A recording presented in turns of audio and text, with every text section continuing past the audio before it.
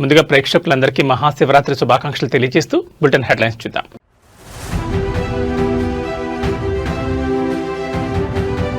తెలుగు రాష్ట్రాల్లో వైభవంగా శివరాత్రి వేడుకలు, భక్తులతో కిటకిటలాడుతున్న శైవ క్షేత్రాలు.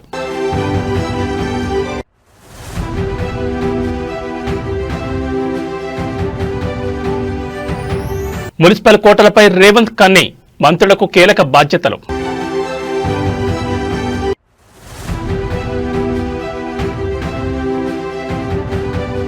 కరీంనగర్ మేయర్ పోటీలో ఉన్నాం, మంత్రి పొన్నం ప్రభాకర్ సంచలన ప్రకటన.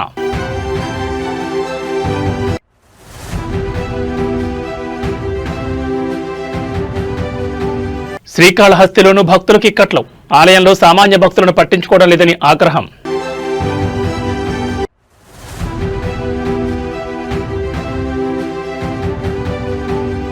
నేడు Bharat Pak high voltage match, T20 world cup లో రణరంగమే. ఇక వివరాలు చూస్తే తెలుగు రాష్ట్రాల్లో శివరాత్రి వేడుకలు వైభవంగా జరుగుతున్నాయి. శివాలయాలు భక్తులతో కిక్కిరిసిపోతున్నాయి. ప్రముఖ ఆలయాల నుంచి గ్రామాల్లోని చిన్న చిన్న ఆలయాల్లో సైతం భక్తుల సందడి కనిపిస్తోంది. ఇక శ్రీశైలం శ్రీ బ్రహ్మరాంబ మల్లికార్జున స్వామి దర్శనానికి భక్తులు భారీగా తరలివస్తున్నారు. తెల్లవారుజాము నుంచే స్వామి అమ్మవార్లను భక్తులు దర్శించుకుంటున్నారు. సాయంత్రం 5 గంటలకు స్వామి అమ్మవార్లకు ప్రభోత్సవం జరగనుంది. పల్నాడులోని కోటప్పకొండకు సైతం భారీగా భక్తులు తరలి వెళ్తున్నారు. త్రికోటేశ్వర స్వామి దర్శనానికి క్యూలైన్లలో భారీగా భక్తులు క్యూలైన్లో వేచి చూస్తున్నారు. భక్తుల వాహనాలతో కోటప్పకొండకు వెళ్లే రహదారులు రద్దీగా మారాయి. కోటప్పకొండపైకి వెళ్లేందుకు ఏపీఎస్ఆర్టీసీ 120 ప్రత్యేక బస్సులు నడుపుతోంది. వేములవాడ రాజన్న సిరిసిల్ల జిల్లాలోని వేములవాడ ఆలయంలో శివయ్య దర్శనం కోసం భక్తులు క్యూ కడుతున్నారు. ఉత్సవాల సందర్భంగా ప్రభుత్వం 1.96 కోట్లతో ఏర్పాట్లు చేసింది. దాదాపు 600 ఆర్టీసీ బస్సుల ద్వారా భక్తులు వేములవాడ చేరుకుంటున్నారు. శివరాత్రి నేపథ్యంలో ఆలయం మొత్తాన్ని విద్యుత్ దీపాలతో అలంకరించారు. ఇక ఉదయం నుంచి భక్తుల తాకిడి పెరిగిపోయింది. దీంతో రాజన్న ఆలయం శివనామస్మరణతో మారుమోగిపోతోంది.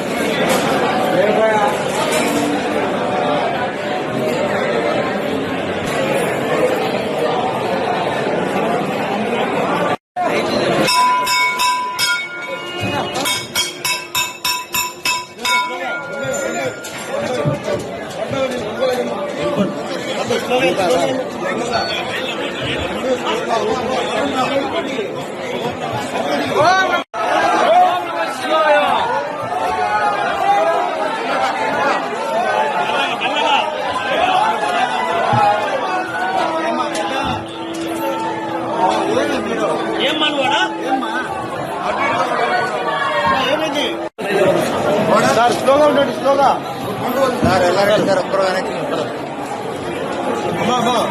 నిదానంగా రండి, ఒక రైడ్గా రండి, రండి సింగిల్ వెళ్ళమ్మా,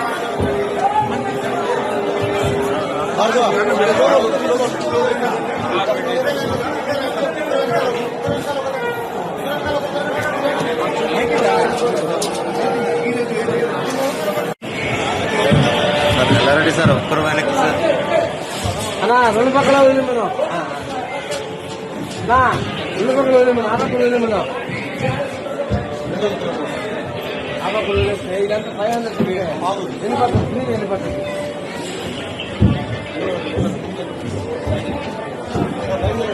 ఆ పక్కన వెళ్ళు, ఆ పక్కన వెళ్ళు.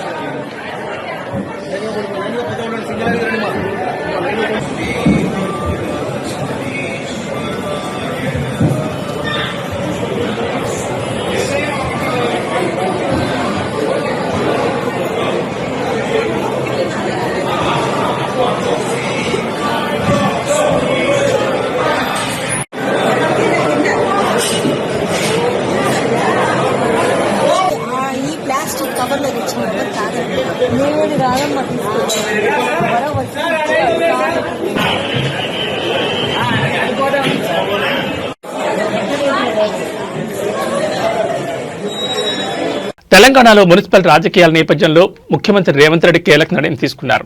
వివిధ కార్పొరేషన్లు, పంచాయతీల బాధ్యతలను పార్టీ ముఖ్య నేతలకు అప్పగించారు. పార్టీలను, నేతలను సమన్వయం చేయించే దిశగా కొందరు నేతలకు బాధ్యతలను అప్పగించారు. జగిత్యాల పంచాయతీ బాధ్యతలను మంత్రి అడ్లూరు లక్ష్మణ్తో పాటు ఏఐసీసీ కార్యదర్శి సంపత్కు అప్పగించారు. కొత్తగూడెం కార్పొరేషన్ బాధ్యతలను మంత్రి పొంగులేటి శ్రీనివాసరెడ్డికి అప్పగించారు.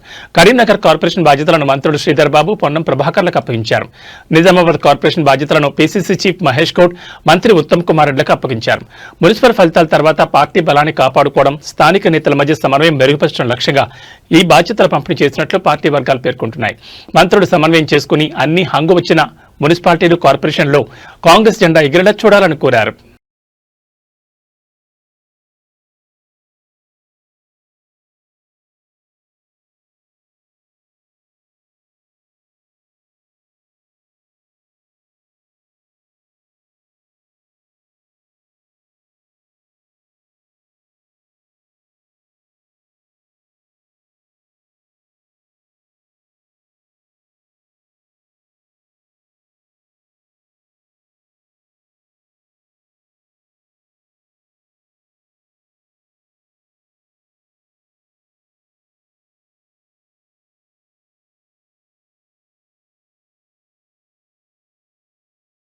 కరీంనగర్ మున్సిపల్ కార్పొరేషన్ జరిగిన ఎన్నికల్లో 30 స్థానాల్లో విజయం సాధించిన బీజేపీకే మేయర్ పీఠం దక్కుతుందని అంతా భావించారు.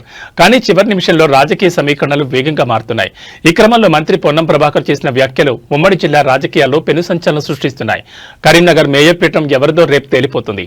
ఆ సీట్ను దక్కించుకునే రేసులో కాంగ్రెస్ పార్టీ ముందుంది అంటూ ఆయన ధీమా వ్యక్తం చేశారు. మంత్రి చేసిన ఈ open statement BJP, Bandi Sanjay వర్గాల్లో గుబులు పుట్టిస్తోంది.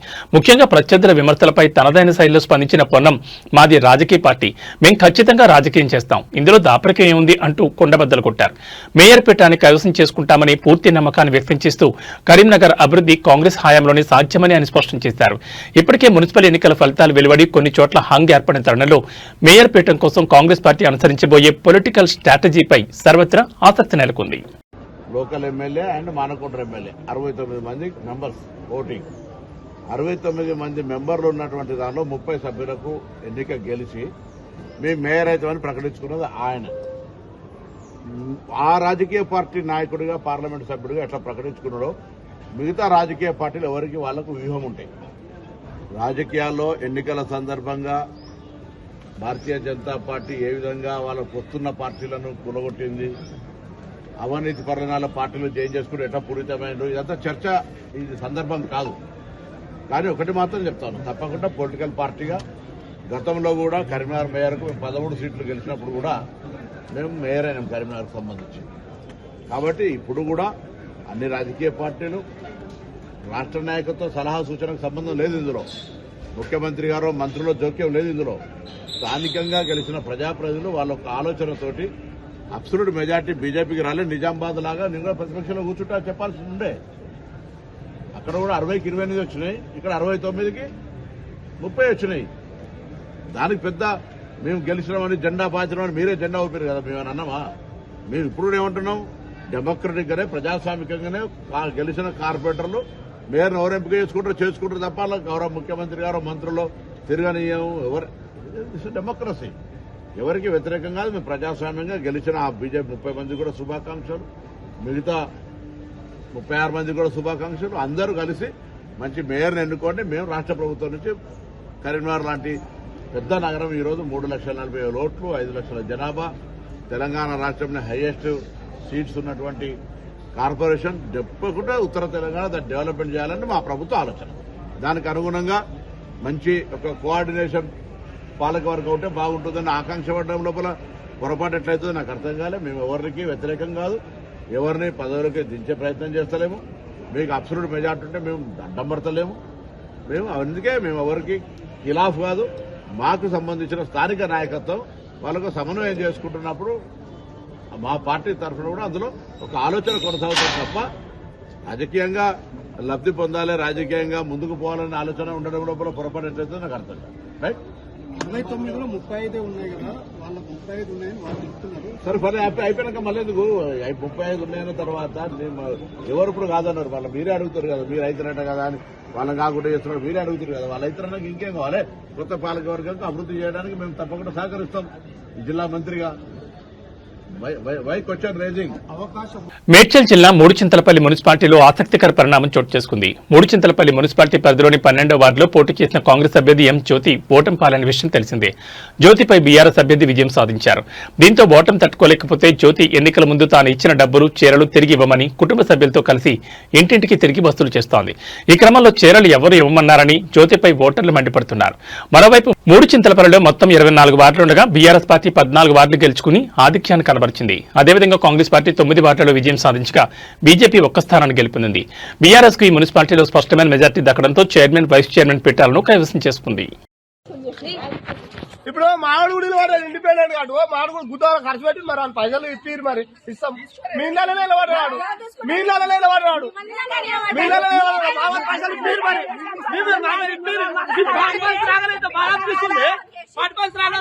అప్పు చేసి పెట్టింది మరి నువ్వు ఇచ్చిన చీరలు కట్టుకొని తిరుగుతున్నారు మాదిలో పాటు మీరు ఇచ్చిన చీరలు కట్టుకొని తిరుగుతున్నారు. పార్టీ నుంచి ఏం రాలేదు, పార్టీ నుంచి రూపాయి రాలే, పార్టీ పైసలు ఎట్టిపోయింది, పార్టీ నుంచి కూడా ఇప్పుడు అడగాలి. పార్టీ నుంచి ఎట్టిపోయింది పైసలు, పార్టీ నుంచి కూడా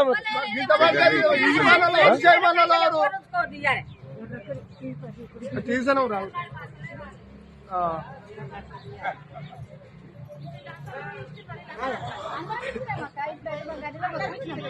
ఈయనోళ్ళు అయితే తిడితే పాత్ర పడదు. ఈయనోళ్ళు అడిగిన వాడికి ఇప్పుడు ఇచ్చాను ఇచ్చేది ఎందుకు?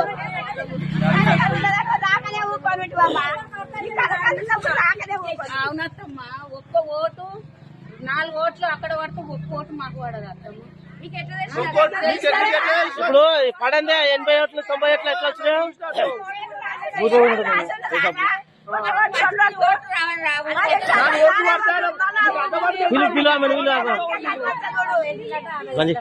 మళ్ళా రాజకీయం అని ఎవరు కానీ రావద్దు. మా ఇండ్లలో ఉంటే మేమే ఉంటాము, మేమే ఇలా వాడు కూడా మేమే కొట్టుకుంటాం, కానీ ఒకటి రావద్దు మా ఇండ్లలో. ఇలా వాడు ఎందుకు మమ్మల్ని బయలాం చేసినందుకు ఇది నువ్వు వాడదా ఇవన్నీ కావా కవర్లు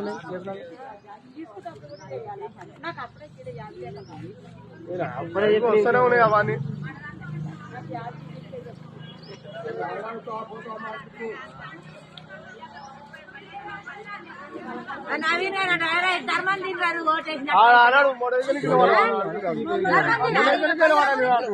అన్నాడు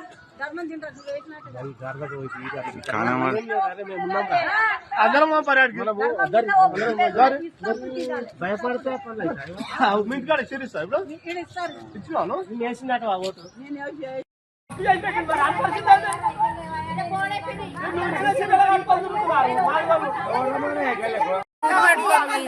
పెట్టుకోండి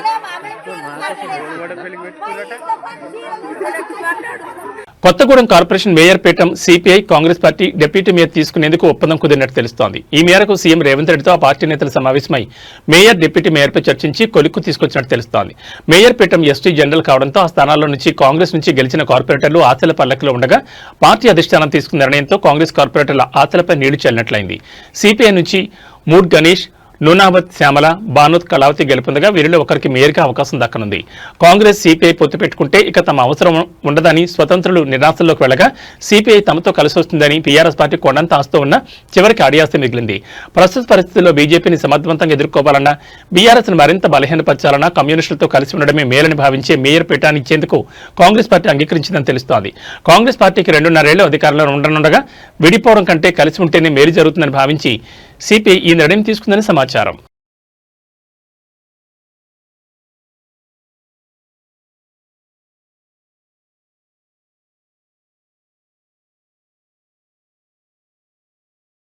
మహాశివరాత్రి పర్వదినం వేళ దక్షిణ కాశీగా పేరొందిన శ్రీకాళహస్తి క్షేత్రంలో భక్తుల భక్తి పారవస్యం కాస్త అధికారుల తీరుపై ఆగ్రహంగా మారింది.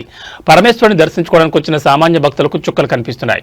ఒకవైపు మహాశివరాత్రి రద్దీ, మరోవైపు అధికారుల నిర్లక్ష్యం తోడై భక్తులు నరకం చూస్తున్నారు. శ్రీకాళహస్తి ఆలయ అధికారులు కేవలం వీఐపీ సేవల్లోనే తరిస్తున్నారని, సామాన్య భక్తులను గాలి కొదిలేశారని సర్వదర్శనం క్యూలైన్లలో ఉన్న భక్తులు మండిపడుతున్నారు. గంటల తరబడి క్యూలైన్ కదలకుండా ఉండడంతో సహనం కోల్పోయిన భక్తులు ఈవో మరియు చైర్మన్ కు వ్యతిరేకంగా డౌన్ అంటూ నినాదాలు చేస్తున్నారు. మహాశివరాత్రి సందర్భంగా ఆలయం భక్తులతో పోటెత్తింది. అయితే దర్శన ఏర్పాట్లలో అధికారులు పూర్తిగా విఫలమయ్యారనే విమర్శలు వినిపిస్తున్నాయి. వీఐపీలు వచ్చిన ప్రతిసారి సామాన్య భక్తుల క్యూ లైన్లను నిలిపివేయడంపై తీవ్ర ఆగ్రహం వ్యక్తమవుతోంది.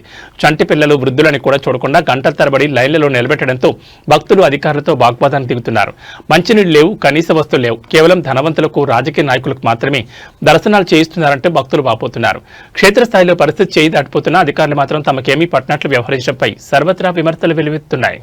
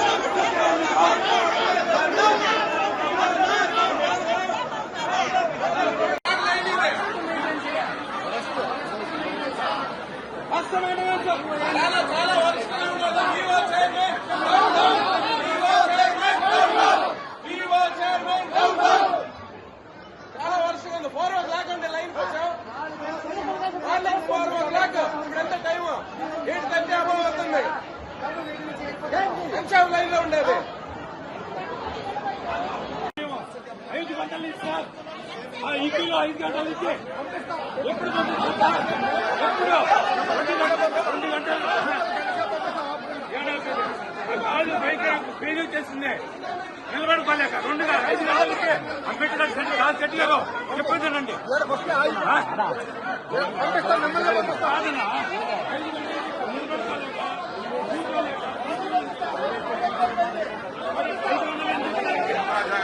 మహాశివరాత్రి పర్వదినం సందర్భంగా పల్నాడు జిల్లాలోని ప్రముఖ శైవ క్షేత్రం కోటప్పకొండ భక్తులు పోటెత్తారు.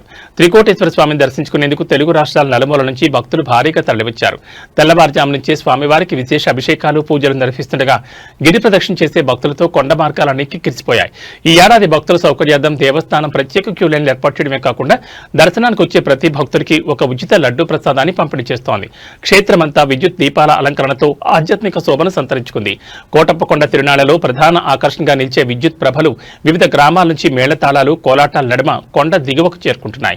భక్తుల రద్దీని దృష్టిలో ఉంచుకుని ఏపీఎస్ఆర్టీసీ పల్నాడు, గుంటూరు, ప్రకాశం జిల్లాల నుంచి ఏకంగా 618 ప్రత్యేక బస్సులు నడుపుతోంది. ఇందులో ముఖ్యంగా కొండ దిగువ నుంచి పైకి వెళ్లే భక్తుల కోసం 95 షటిల్ బస్సులు నిరంతరాయంగా సేవలందిస్తున్నాయి. అంతేకాకుండా ఈ ప్రత్యేక బస్సుల్లో మహిళలకు మహాలక్ష్మి పథకం కింద ఉచిత ప్రయాణ సౌకర్యం కల్పించడంతో మహిళా భక్తుల సంఖ్య భారీగా పెరిగింది. ట్రాఫిక్ ఇబ్బందులు తలెత్తకుండా పోలీసులు భారీ బందోబస్తు ఏర్పాటు చేసి వాహనాల పార్కింగ్ కు ప్రత్యేక ప్రాంతాలను కేటాయించారు.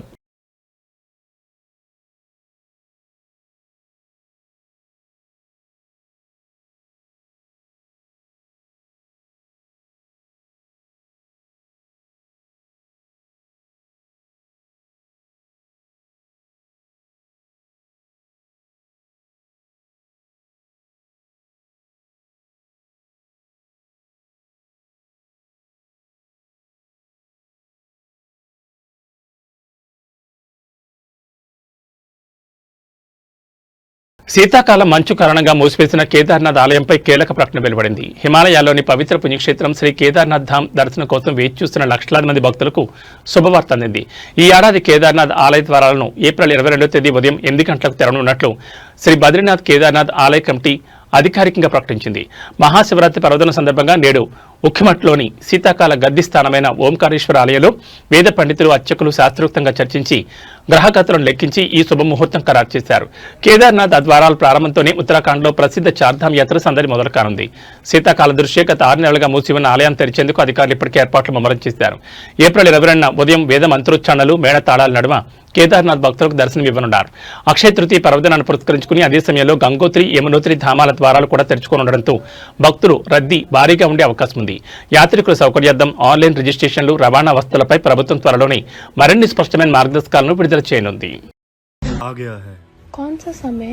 2 मई शुक्रवार को अमृतकाल बेला में प्रातः वृक्ष लगन 7 बजे भगवान श्री केदारनाथ जी के कपाट समस्त यात्रियों के लिए, भक्तों के लिए खोले जाएंगे। बोलो केदारनाथ भगवान की जय। రాజన్న సిరిసిల్ల జిల్లాలోని ప్రముఖ శైవక్షేత్రం వేములవాడలో మహాశివరాత్రి జాతర ఉత్సవాలు అత్యంత వైభవంగా ప్రారంభమయ్యాయి. సాధారణంగా ప్రతి సంవత్సరం శ్రీ రాజరాజేశ్వర స్వామివారి ప్రధాన ఆలయంలో ఈ వేడుకలు ఘనంగా జరుగుతాయి. అయితే ప్రస్తుతం రాజన్న ఆలయ అభివృద్ధి, విస్తరణ పనులు కొనసాగుతున్న నేపథ్యంలో ఈ ఏడాది ప్రధాన ఆలయంలో మహాశివరాత్రి వేడుకలను కేవలం అర్చకుల సమక్షంలో ఏకాంతంగా నిర్వహించాలని నిర్ణయించారు. దీనికి ప్రత్యామ్నాయంగా భక్తుల సౌకర్యార్థం అనుబంధ ఆలయమైన శ్రీ భీమేశ్వర స్వామి గుడి వద్ద జాతరను అత్యంత కనుల పండుగ ఏర్పాటు చేశారు. భక్తులు ఎక్కడ ఇబ్బంది పడకుండా ఈ ప్రత్యామ్నాయ ఏర్పాట్లు చేసినట్లు ఆలయ అధికారులు స్పష్టం చేశారు.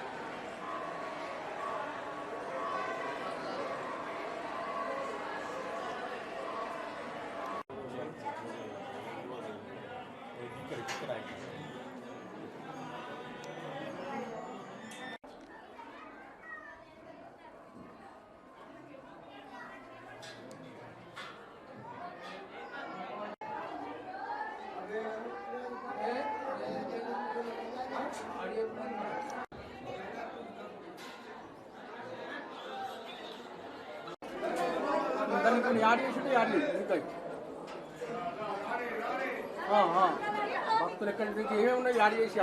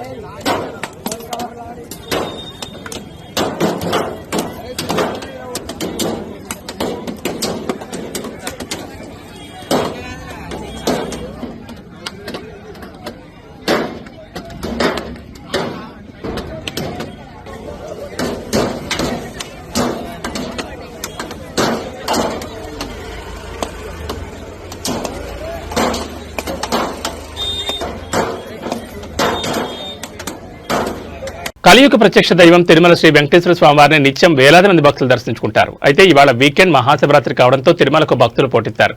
దీంతో తిరుమల కొండపై భక్తుల రద్దీ కొనసాగుతోంది. ఈ క్రమంలో నేడు శ్రీవారి దర్శనానికి 12 గంటల సమయం పడుతోంది. ఈ తరుణంలో శ్రీవారి సర్వదర్శనం కోసం భక్తులు కంపార్ట్మెంట్లు దాటి ఏటీజీహెచ్ సర్కిల్ వరకు వేచి ఉన్నారు.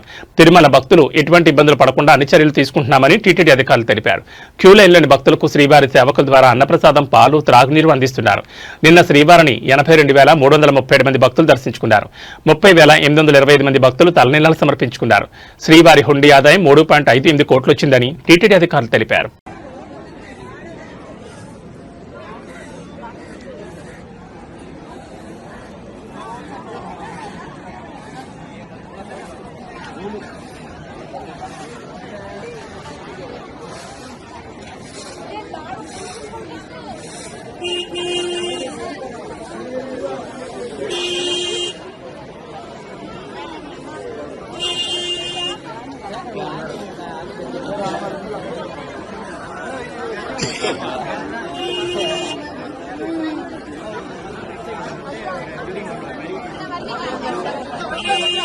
కర్ణాటక రాజకీయాల్లో డీకే శివకుమార్, సిద్దరామయ్య మధ్య సీఎం పదవి కోసం గత కొంతకాలంగా ఒక రకమైన పోటీ నెలకొన్న సంగతి తెలిసింది. ఈ క్రమంలో తాజాగా ఓ ఆశ్చర్యకరమైన సంఘటన చోటు చేసుకుంది. కర్ణాటకలోని హవేరీలో జరిగిన భారీ బహిరంగ సభలో ముఖ్యమంత్రి సిద్దరామయ్య నిలువెత్తు విగ్రహాన్ని డిప్యూటీ సీఎం డీకే శివకుమార్ స్వయంగా ఆవిష్కరించారు. ఈ కార్యక్రమం ఇద్దరి మధ్య ఆధిపత్య పోరు ఉందనే ప్రచారానికి పూర్తి చెక్ పట్టినట్లు కనిపిస్తోంది. సిద్దరామయ్య నాయకత్వంలో కర్ణాటకలోని కాంగ్రెస్ ప్రభుత్వం 1000 రోజుల పాలనను విజయవంతంగా పూర్తి చేసుకున్న సందర్భంగా ఈ విగ్రహావిష్కరణ జరిగింది. పార్టీలో ఐక్యతను, సమిష్టి కృషిని ప్రజలకు చాటడమే ఈ కార్యక్రమం లక్ష్యమని డీకే శివకుమార్ స్పష్టం చేశారు. గ్యారంటీ పథకాల అమలులో సిద్దరామయ్య పోషించిన పాత్రను కొనియాడుతూ ఆయన చరిత్రలో ప్రజానాయకుడిగా నిలిచిపోతారని అన్నారు. విగ్రహాన్ని ఆవిష్కరించిన తర్వాత సిద్దరామయ్యకు డీకే శివకుమార్ ఆత్మీయ శుభాకాంక్షలు తెలిపారు. ఈ కార్యక్రమంలో ఇద్దరు ఒకే వేదికపై కనిపించడం, ఒకరినొకరు గౌరవించడం రాష్ట్ర రాజకీయాల్లో చర్చనీయాంశమైంది. సిద్దరామయ్య సైతం తన విగ్రహాన్ని డీకే ఆవిష్కరించడం పట్ల హర్షం వ్యక్తం చేశారు. ఇది తన వ్యక్తిగత గౌరవం మాత్రమే కాదు, కాంగ్రెస్ పార్టీ సమిష్టి కృషికి దక్కిన గుర్తింపని ఆయన వ్యాఖ్యానించారు.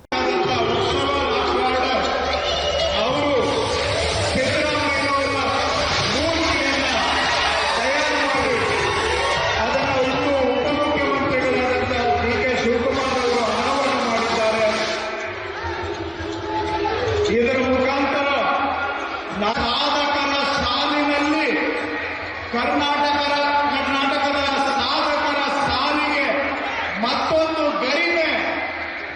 టీ20 క్రికెట్ అభిమానులు ఎంతో ఆసక్తిగా ఎదురుచూస్తున్న క్షణం రానే వచ్చింది. టీ20 ప్రపంచ కప్ 2026లో భాగంగా నేడు క్రికెట్లోని అతిపెద్ద ప్రత్యర్థులైన భారత్, పాకిస్తాన్ జట్లు తలపడబోతున్నాయి.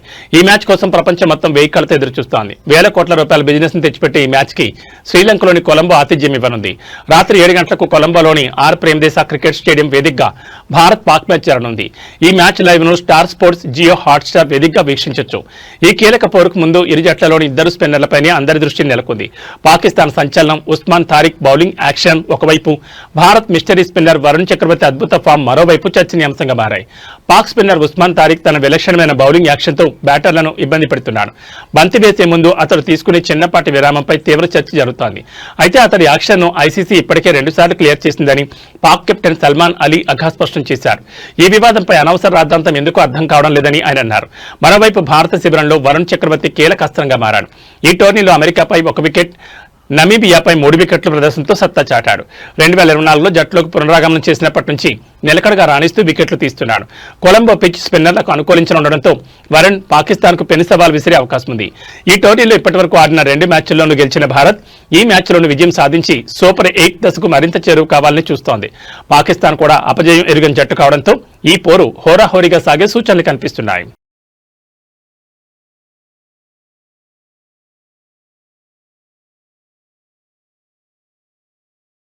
ఇక బులెటిన్ ముగించే ముందు హెడ్లైన్స్ మరోసారి.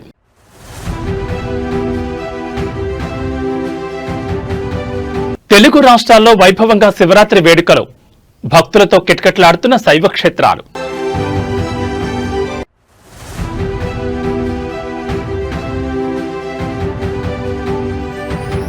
మున్సిపల్ కోటలపై రేవంత్ కన్నీ, మంత్రులకు కీలక బాధ్యతలు.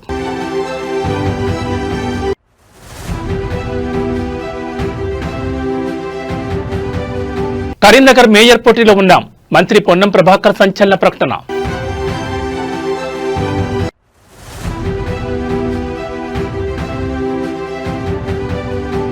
శ్రీకాళహస్తిలోనూ భక్తులకు ఇక్కట్లు, ఆలయంలో సామాన్య భక్తులను పట్టించుకోవడం లేదని ఆగ్రహం.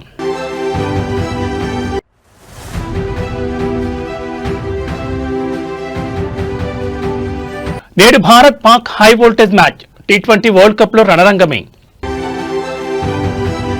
ఏబీ బులెటిన్ విశేషం. నమస్కారం.